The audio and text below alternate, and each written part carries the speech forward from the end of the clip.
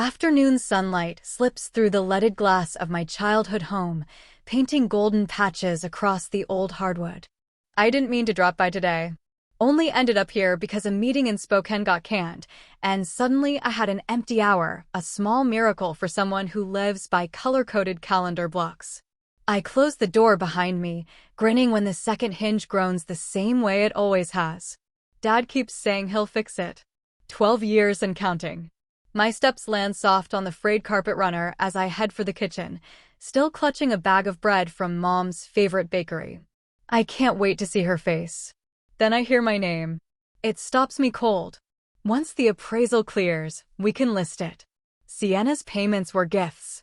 Mom's voice drifts in from the kitchen, steady and casual, like she's talking about the weather. I freeze, the paper bag crumpling in my fist. Dad laughs, but there's something sharp in it. She doesn't even keep receipts. Then Bianca, my sister, pipes up, all hesitation. But what if she finds out? I'm stuck in the hallway, pulse steady even though my mind is coming apart. Funny how your body stays calm when your world's breaking. My brain goes into analyst mode, lining up facts, while my heart just tries to keep up. I grab the door frame, squeeze it so hard the wood bites my skin.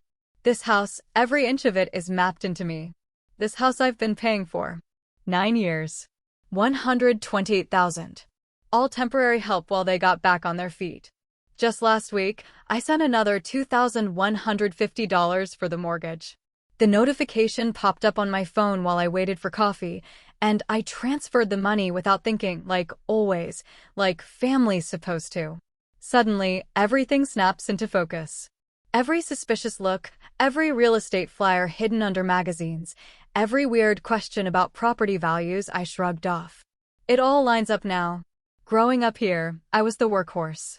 Dad handed me power tools at 16, called it character building. I patched the roof while Bianca stayed inside, too delicate to help. Mom's voice echoes in my head, family helps family. Yeah, but it always flowed one way, me taking care of them. Being dependable is my whole thing. My Seattle apartment is full of spreadsheets tracking every dollar. I skip vacations so I can make those temporary payments. I wear old coats while they redo the kitchen. I never questioned it. I just wanted their approval, wanted to be the good daughter. Then the floor creaks under me, and the spell breaks. Mom comes out, surprised to see me. Sienna, we weren't expecting you. She fidgets with her necklace, the one I bought her last Christmas. Oh, we were just talking about paperwork. The words just come out, sharper than I expect. No, you were talking about selling the house I've been paying for. She blinks, caught off guard. Dad shows up behind her, all dismissive. Don't be dramatic, he says, waving a hand. Your help was a gift. That word, gift, hits harder than I want to admit. Mom jumps in, pulling the old guilt routine. After all we've done raising you.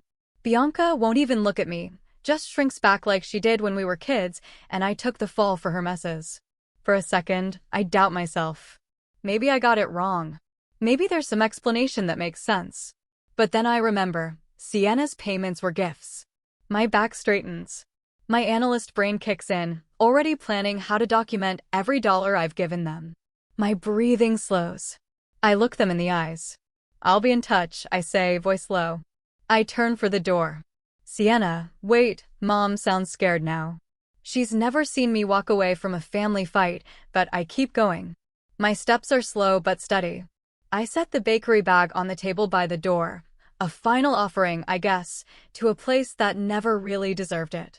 Outside, December air stings my face as I get into my old, reliable sedan. High mileage, overdue for maintenance. But it's mine.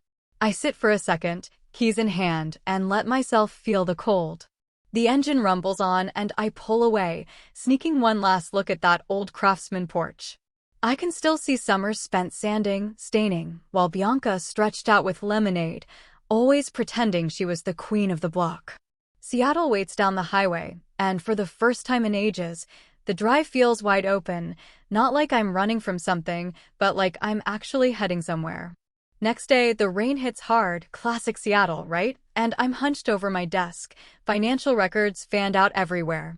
Each bank statement lines up, another pixel in a picture I never wanted to see, 9 years of transfers to my parents, always on time, always getting bigger after each promotion. I open my family finances email folder, and there it is, a message from Dad to Mom, accidentally sent to my work address 4 months ago. My heart drops as I read it. Once we sell, we can finally stop relying on Sienna's checks. My hands shake as I open last week's mortgage statement. The principal hasn't budged. $128,000 gone, interest, and, I guess, their pockets. Not a dent in the loan. Then the county sends the property tax documents, and that's the final punch. Only their names on the deed. Not mine. Never mine.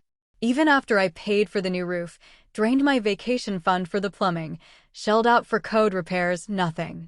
I grab my calculator. My hands are steady now. Direct transfers, $128,000. Unpaid labor for improvements, let's call it $42,000. The numbers burn cold and bright on the screen. The pattern's obvious. Each emergency lined up with my salary bumps. The roof money? Asked for 2 days after I mentioned my promotion. Plumbing crisis? The week my bonus landed. You're the smart one, Sienna. You understand money. Mom's voice, syrupy as always before the ask. We're so proud of how responsible you are. Cue the guilt trip. Family helps family. Remember how we sacrificed for your education? I never saw it before. Obligation only moved in one direction. My phone buzzes. Mom again, way past midnight. We changed the locks. You don't live here anymore.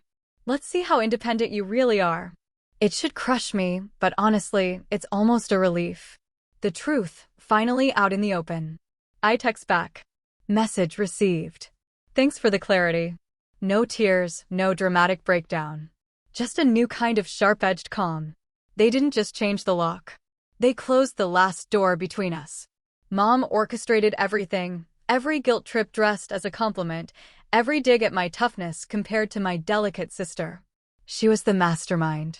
Dad played along, handling money, talking investments, dodging requests for actual statements. The charm offensive. The supporting actor. The sun's coming up and I'm still at my desk when the alert flashes on my phone. Real estate listing, my parents' house. Our house. The one I invested in. Listed $55,000 higher than it's worth. Photos clearly taken weeks ago. They're moving fast now that I know. If I don't fight, I lose everything I put into that place. I open the sticky bottom desk drawer. Inside, the green folder. Family contributions. Every receipt, every transfer confirmation, every late-night text asking for just a little help. I kept it all. Maybe I never really trusted them. Chloe texts lunch plans, and she's bringing Marcus, her property lawyer friend. Couldn't be better timing. I forward Mom's lock-changing message to him. Does this help show intent? He pings back right away. Absolutely. Bring everything. Document it all. My browser explodes with tabs. Property law, constructive trusts, unjust enrichment. Legalese I never thought I'd need for my own family. Lena calls, worried. You okay? You never skip Sunday coffee. I tell her, and she doesn't miss a beat. My guest room's open, as long as you need it. The bank manager says they can certify every transfer. My stomach knots when Marcus quotes his retainer, $6,500. That's almost my whole emergency fund. But he looks through my stack of evidence and nods.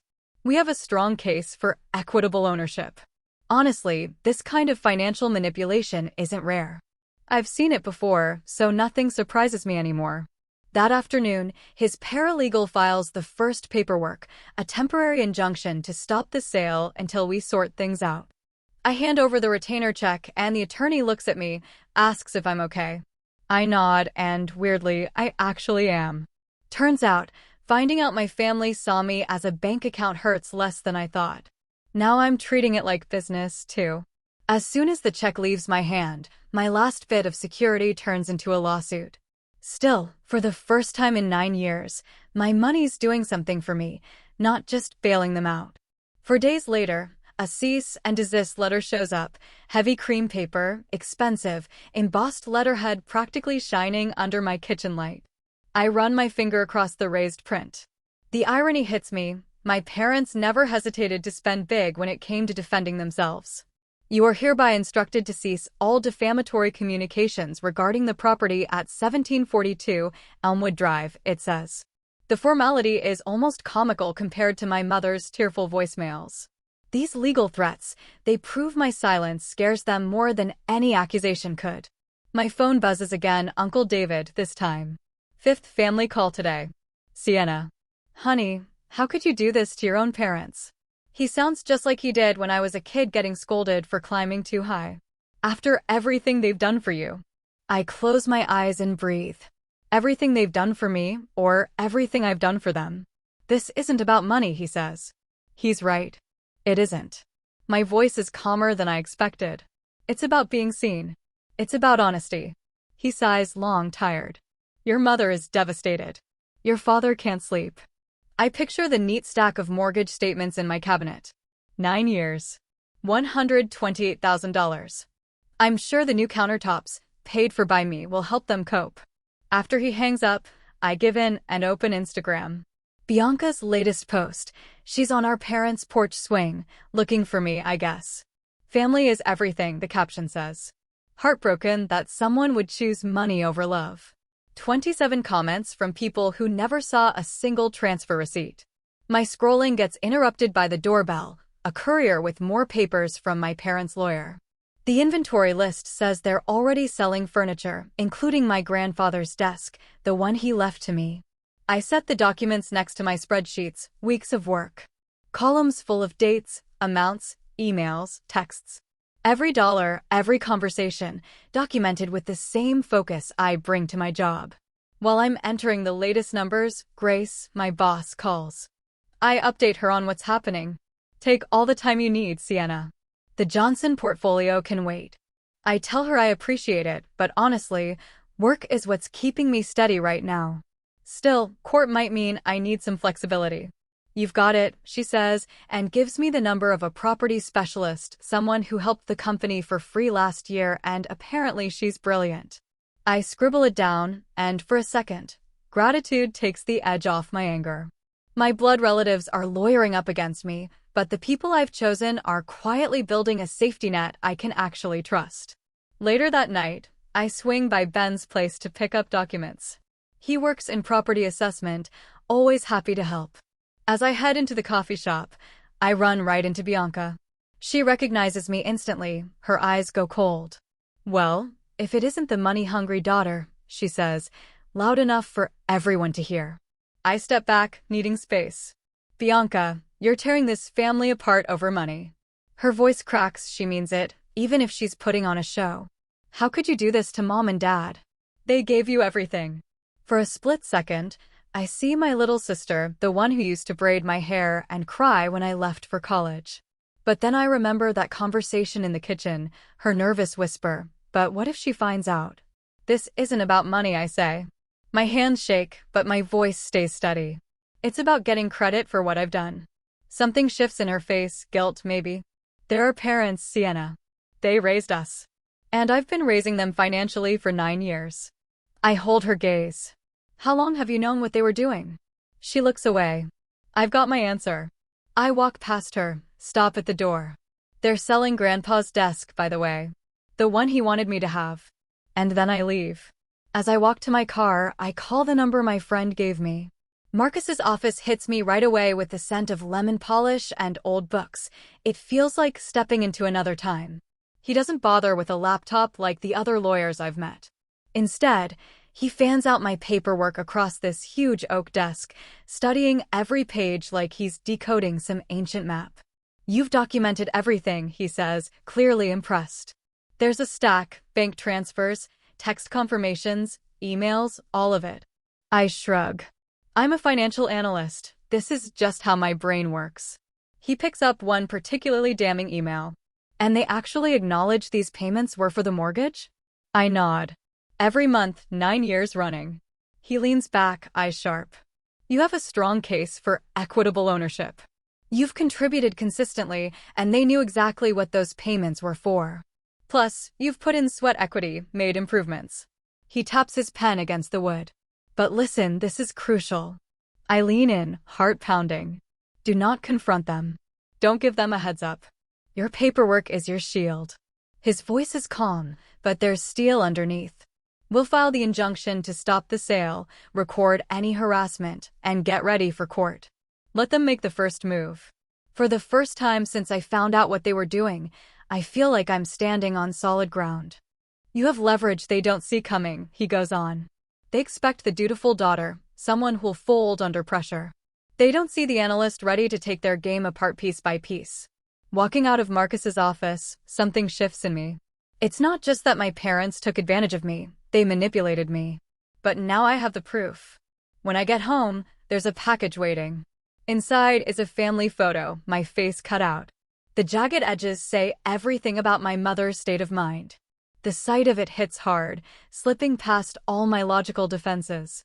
I sink to the floor and finally let myself grieve for a family that never really existed, not for me. My therapist's words from our emergency session echo, "This isn't revenge, Sienna. It's justice." Night after night, I keep building my case. Digital archives, calculations of the financial impact, voice memos about verbal promises, a timeline that lays out how the demands kept escalating. My phone keeps lighting up pleas from my mother, threats from my father, guilt trips from Bianca. I forward every message to Marcus and don't reply. I'm building my paper fortress while they throw everything they have at walls that don't even exist for me anymore. Let them make the first move, Marcus said. So I wait.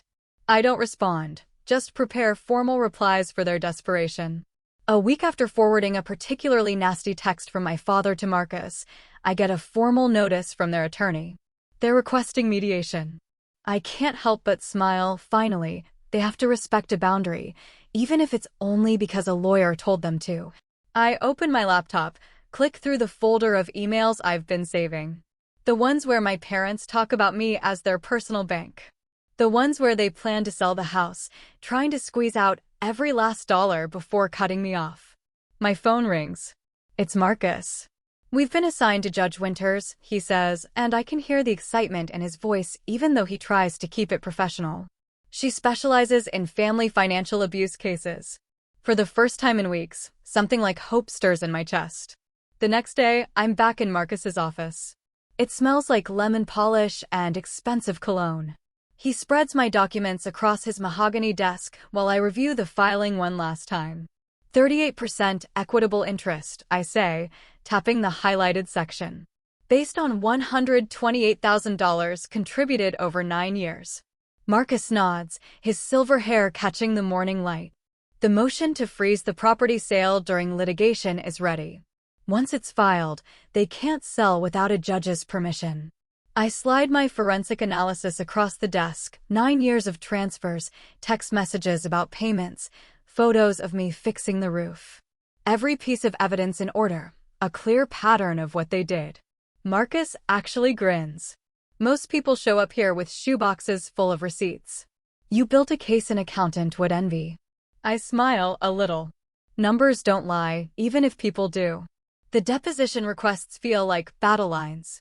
Mom, Dad, Bianca, each name typed out, each one tied to documents I know they never thought I'd demand. My hand hovers over the signature line. 9 years of being the family ATM flash through my head, Christmas gifts I couldn't afford, vacations I never took, the winter coat I patched instead of replaced. They were busy plotting to sell the house right out from under me while I went about my life. I signed the papers, hands steady, no shaking. Let's file today, I told Marcus. Then, 3 days later, he called at 6 a.m., jolting me awake. I sat up so fast the room spun. They've counterfiled, he said. No small talk. They're saying every transfer was a family gift. My stomach twisted, but I kept my voice calm. We expected that, I said. He went on. Their lawyer found a technical error, a simple digit flipped in our property parcel number. The weight of it hit me. So, the prevention order? I asked. Suspended for now, until we fix the paperwork, Marcus said. And Sienna, they're speeding up the sale. The house goes on the market next Tuesday. I felt cold all over, but panic wouldn't help me. I took a deep breath, counted to 5, just like Dr. Chen taught me. We'll file the emergency correction today, I said, legs already swinging off the bed. and will request an expedited hearing because of the sale. Marcus sighed. It might not be enough. The courts drag their feet. Margaret Winters is good. We'll make it enough, I told him. Fear gave way to focus. I'll be at your office in an hour. We'll work all night if we have to. 3 days later, I caught my reflection in the elevator mirror at Marcus's office. Dark circles, tired eyes, no surprise after only 4 hours sleep in 2 days. I'd been prepping nonstop for the hearing. The thought of facing my family in court made my skin crawl. I tried Dr. Chen's grounding trick, 5 things I could see. 4 I could touch. 3 I could hear. The courthouse loomed ahead, all cold marble and silent judgment. Ready? Marcus asked as we climbed the steps. No, I told him. But I'm going in anyway. Inside, Mom, Dad, and Bianca huddled with Margaret Winters, who looked sharp and expensive in her suit. Mom spotted me, her face flickering from surprise to that fake sympathy she's so good at. The courtroom gallery felt packed: family, friends, people they invited to see me squirm. I pulled myself together, slipped into professional mode. This was just another financial presentation. Numbers, facts, evidence. My knack for analyzing data without emotion had finally become my secret weapon. Judge Reynolds strode in, stern, practical shoes, eyes that missed nothing. The start was a blur of legalese until Margaret took the floor. Your Honor, this is just a family disagreement, she purred. My client paid household bills like any daughter would, with no expectation of property interest. Marcus didn't flinch. We have evidence, he said, that the Vance family asked for specific funds to cover mortgage payments while secretly planning to sell the property.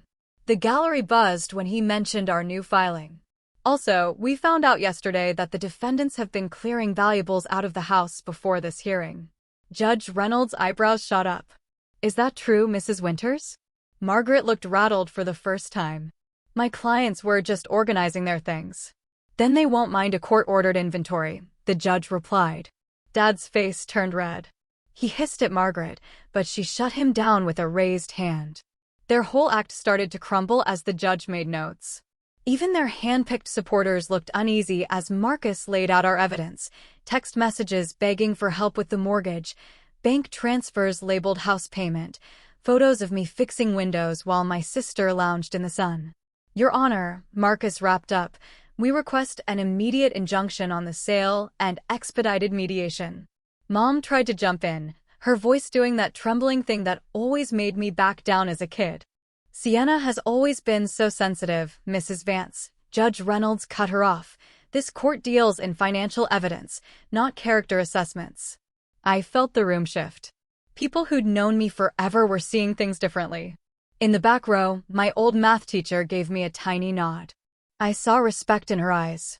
I'm ordering mediation before we go any further, Judge Reynolds announced. And the restraining order on the property sale is back in place until we resolve this. 2 days later, we packed into the mediation room. I sat next to Marcus, spine straight, breathing steady. My support system flanked me, Chloe from accounting, ready to back up my numbers, and my therapist's voice in my head, reminding me I was allowed to protect myself. Mom and Dad came in, faces red, looking suddenly small. Bianca followed, eyes glued to the floor. They didn't seem so intimidating anymore. Marcus slid a binder across the table. We're seeking 38% equitable interest based on verified contributions, he said. Dad starts in the moment we walk in. This is ridiculous. We're her parents. The court doesn't care about love, Mr. Vance. Margaret, calm and sharp, flips through our paperwork, her frown deepening. It cares about evidence. Right on cue, Mom's crying. The mediator, all business, hands her a tissue but keeps reading. You kept receipts? Bianca whispers, finally looking at me. You actually kept receipts? I nod. I kept everything. I don't feel triumphant, just certain. In that quiet, I see it hit them. The daughter who always fixed their messes is now the woman they can't push around. On the last day, the courthouse lobby is humming, people everywhere. My attorney, Marcus, walks beside me. I'm carrying 9 manila folders, one for every year, every dollar, every repair. They're offering $60,000, he says, glancing at his phone. Final offer. I almost laugh. After I've paid $128,000 and poured in thousands more fixing up that house, they think $60,000 makes me disappear? Their old tricks don't sting anymore.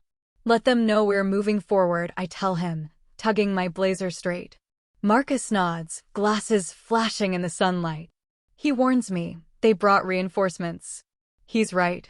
We turn the corner and there's Mom and Dad with Mrs. Archer, the casserole queen of my childhood. Her being here isn't random. She rushes over, arms wide. Sienna, honey, this has all gone too far. Your parents are heartbroken. Are they? My voice stays flat, even though my insides are burning. They're terrified of losing everything, she says, eyes shining. They never meant. Tell them I got their offer, I cut in, soft but firm, and I'll see them inside. Her face drops. They said the house needs a new foundation. 25 grand at least. They can't give you more. Another lie. I paid for the inspection myself 2 years ago. It passed. My phone buzzes. Bianca again. I ignore it. Outside courtroom C, Uncle David pops up, blocking the hall. You need to stop this, he growls. Your mother cries every night. Is that what you want? Destroy your family over money? I almost laugh. That's rich, David. Your father built that house with his bare hands. Now you're what, taking it from them? I'm claiming what's mine. The equity I paid for. They'll lose everything, he sputters. Not true. They're selling a mortgage-free house they haven't paid on in 9 years. They'll be fine. His face turns red. You always thought you were better than us. Too good for Spokane. Too smart for your own family. Marcus steps in, cutting him off. Mr. Vance, that's enough. Save it for court. We walk away. My phone buzzes again. This time I answer. Sienna, Bianca's voice is shaky. Please stop. Mom and Dad will lose everything unless you compromise. The guilt's there, but it doesn't run my life anymore. They have options, Bianca. They always have. They're talking about telling everyone your secrets, she whispers. Stuff from when you were a teenager. They'll go public if you don't back down. The old threats, dragged out again. The boyfriend, the party, ancient drama turned into leverage. Let them, I say, surprising myself. I've got nothing to hide.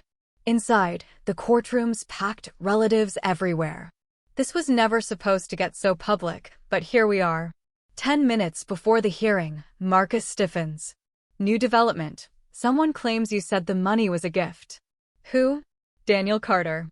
My old college boyfriend, the one who took my money for tuition and ghosted me. Dad's fishing buddy is his uncle. Figures.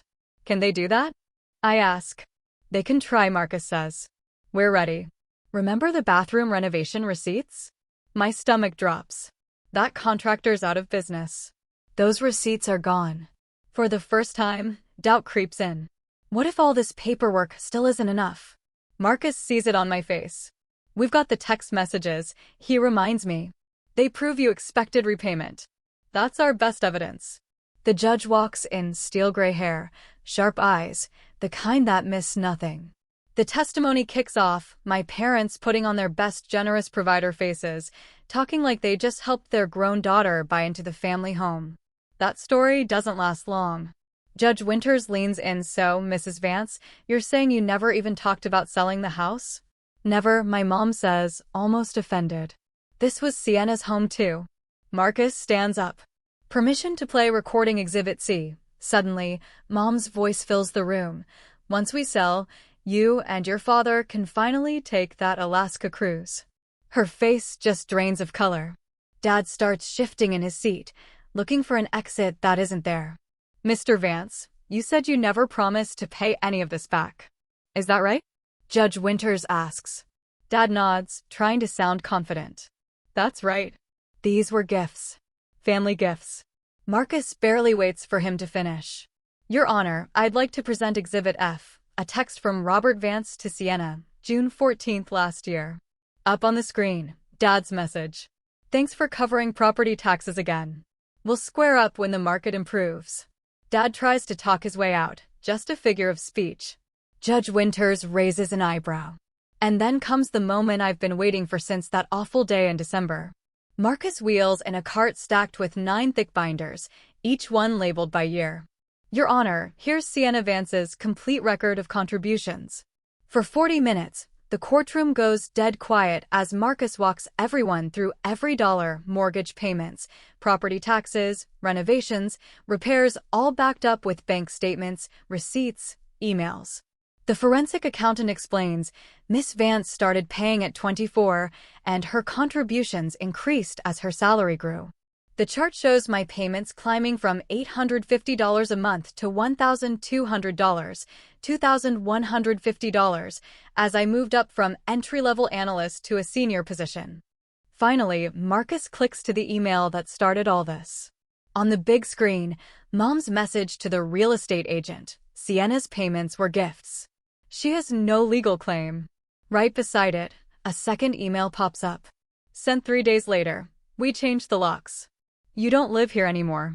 The room just ripples with shock. Uncle David stares at his shoes. Aunt Patricia's jaw drops.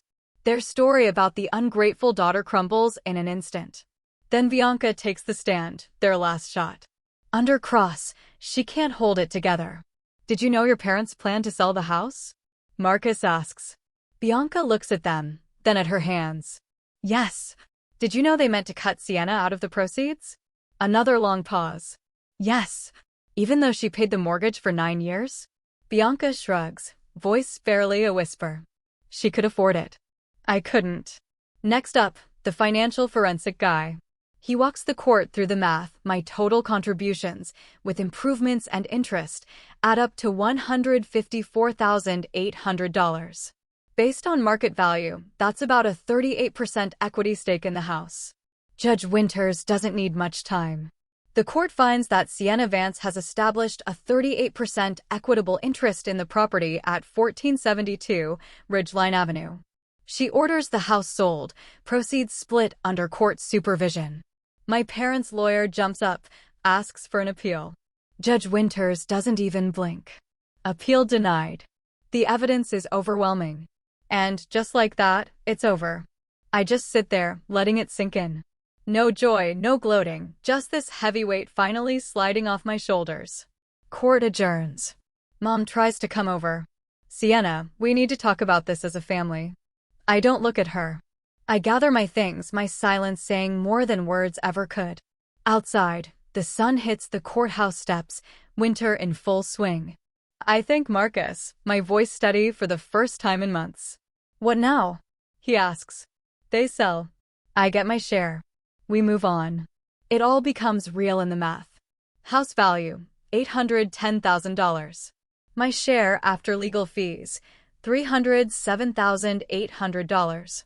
Enough for a down payment on a place in Seattle's Queen and my own, finally, built on ground that's actually mine. As I walk to my car, I catch one last look at my family, huddled together, already planning their move to a rental duplex across town. The center of gravity in their world has shifted, and it's not me anymore. I drive away and don't look back. The road ahead is all mine. For months later, I'm standing in the doorway of my new townhouse, the brass key heavy in my palm. Sunlight pours through the windows I picked out myself, warming up hardwood floors I chose without anyone's advice. The settlement made this possible. Not that I spent it all here, of course. I smile, remembering my financial advisor's look of approval. I told her I want my money to work for me, not sit in drywall, as we closed on the mortgage for half the property's value. And for the first time in years, it feels like I'm finally home. I paid the other half up front, felt good, honestly, like I finally struck the right balance between playing it safe and investing in myself. The locksmith clears his throat behind me. Ready for the new deadbolts, Miss Vance? I hand over the locks I bought yesterday, still shiny in their packaging. All of them, please. He gets to work, and I wander through my place, these rooms only holding things that make me feel at ease. No shelves crowded with family photos that make me feel small. No furniture chosen to impress anyone but me. The walls, soft sage, not the navy my mother would have insisted on, say I finally get to decide. This space finally feels untouched by their opinions or old schemes. For once, my finances are mine alone. No more family obligations that are really just paying someone's way. No more sneaking money around after midnight because someone overdrew their account again. The pressure's gone, and I can breathe. The locksmith finishes and hands me 3 new keys, shining under the light. I run my thumb over one, and I remember that awful day 7 months ago, trying to get into my parents' house and realizing my key didn't work.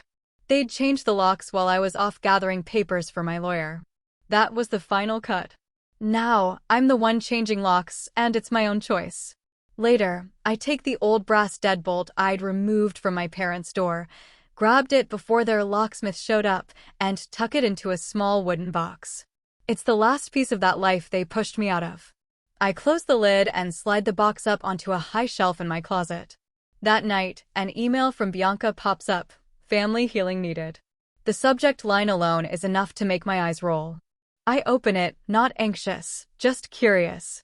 Like clockwork, it's a half-baked apology, hints at misunderstandings, and the usual little digs. Stuff that used to send me into a shame spiral now just looks tired. I delete the email without a second thought and block her address.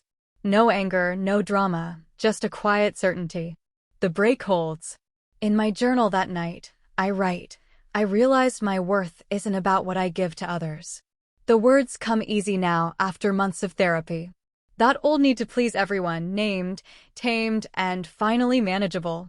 I know now that being reliable doesn't mean letting myself get used. Boundaries are there to keep me safe, not to punish anyone. The next morning, I meet my attorney to update my will. Nothing goes to my former family. We set up confidential address protection. It helps me sleep better. I sign papers to start a legal aid fund for people hurt by financial abuse in their families. Feels right, turning pain into something useful. My attorney says, "The first person you'll help meets with us next week, a young guy whose parents emptied his college fund." I nod. I'll share my story anonymously. Maybe it'll help. That weekend, my friends fill my new place with their laughter. These are the people who stood by me when things got dark. We trade gifts that aren't expensive, but mean something. Their real support makes me realize how warped my idea of family used to be. After everyone leaves, I stand by the window and watch Seattle's sunset turn the sky pink and gold. No phone in my hand, no waiting for another crisis text, no guilt for enjoying a quiet night alone. Later, I open the wooden box again and look at the old brass lock, just once more before putting it away for good. Home isn't where you're born. I whisper it into the empty room that finally feels like mine. It's where you matter. I close the box, done. Revenge flares and fades quick, I think, picturing that young man I'll help soon. But justice sticks around.